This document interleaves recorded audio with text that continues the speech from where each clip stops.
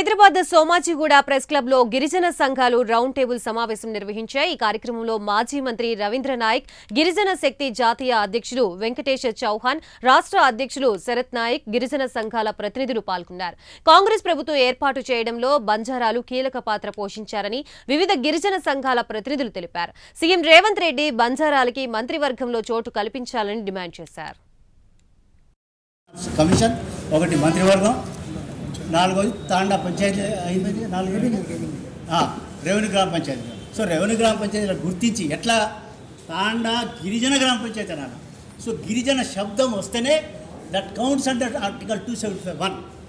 దాన్ని area development approach అని project ఉంటుంది। ఆ ప్రాజెక్ట్ రాష్ట్ర ప్రభుత్వం పంపిస్తే కేంద్ర ప్రభుత్వం ఆటోమేటిక్గా కాన్స్టిట్యూషన్ డైరెక్షన్ ప్రకారం ఇస్తుంది। కాబట్టి దయచేసి ఈ 4 విషయాలు మనం నేను అదే ఇంతకుముందు చెప్పినట్టుగా అక్కడ రేవంత్ రెడ్డి గారికి నేను కలుస్తానో లేదో కానీ వారి ముఖ్య సలహాదారు ఎవరైతే ఉన్నారో ముఖ్య సలహాదారు మన వేం నరేంద్ర రెడ్డి గారితో మాట్లాడి మరి వారు ఏమైనా టైం ఇప్పిస్తే ముందు మీ అందరినీ పంపించే ఏర్పాటు చేసి మీరు మాట్లాడాలి। ఇప్పుడు ప్రెస్ క్లబ్లో 20 గిరిజన సంఘాల ఆధ్వర్యంలో రౌండ్ టేబుల్ సమావేశం నిర్వహించడం జరిగింది। ఈ రౌండ్ టేబుల్ సమావేశం యొక్క ముఖ్య ఉద్దేశం తెలంగాణ రాష్ట్రంలో బంజారాలు సుమారు 30 నుంచి 40 లక్షల మంది ఉన్నారు, వారికి మంత్రి పదవి ఇవ్వాలనే ఉద్దేశంతో ఈరోజు ఈ సమావేశాన్ని నిర్వహించడం జరిగింది। ముఖ్యంగా తెలంగాణ రాష్ట్రంలో కాంగ్రెస్ పార్టీ ప్రభుత్వం రావడంలో బంజారాల పాత్ర చాలా కీలకమైనది।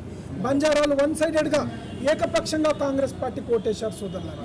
అటువంటి ఓట్లేసినటువంటి బంజారాలకు ఈరోజు తెలంగాణ రాష్ట్ర ప్రభుత్వంలో కీలకమైనటువంటి గిరిజన శాఖకు మంత్రి లేకపోవడం బాధాకరం। అందుకోసం ఈరోజు గిరిజన సంఘాలన్నీ కలిసి ఏకపక్షంగా ఇలా ప్రభుత్వానికి, చీఫ్ సెక్రటరీ గారికి, ముఖ్యమంత్రి గారికి కలవాలని నిర్వహించడం జరిగింది।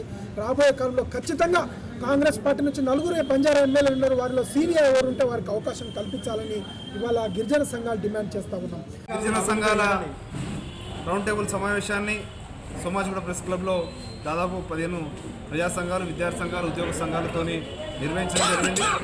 ఏదైతే ప్రజాప్రభుత్వంలో గౌరవ ముఖ్యమంత్రి రేవంత్ రెడ్డి గారు అధికారంలోకి వచ్చి కాంగ్రెస్ పార్టీ 9 నెలలు గడుస్తున్నా ఈరోజు మంత్రివర్గంలో లంబాడీలకు స్థానం కల్పించాలని కాంగ్రెస్ అధిష్టానానికి, అదేవిధంగా గౌరవ ముఖ్యమంత్రి గారికి విన్నవిస్తూ ఉన్నాం। మేమందరం కూడా మొన్న జరిగినటువంటి అసెంబ్లీ ఎన్నికల్లో కావచ్చు, పార్లమెంట్ ఎలక్షన్లో కాంగ్రెస్ పార్టీ ప్రత్యక్షంగా మేమందరం కూడా గ్రౌండ్కి వెళ్ళి పనిచేయడం జరిగింది। ఏదైతే ముఖ్యమంత్రి గారు చెప్పినట్టు ఇవాళ దాదాపు కాంగ్రెస్ పార్టీ అధికారం రావడానికి లంబాడీలే కారణమైనట్టు రేపు మంత్రివర్గ విస్తరణలో దసరాకు నిర్వహించినటువంటి దాంట్లో లంబాడీలకు ఖచ్చితంగా ప్రాతినిధ్యం ఇవ్వాలని చెప్పి గిరిజన సంఘాలుగా విన్నవిస్తూ ఉన్నాం।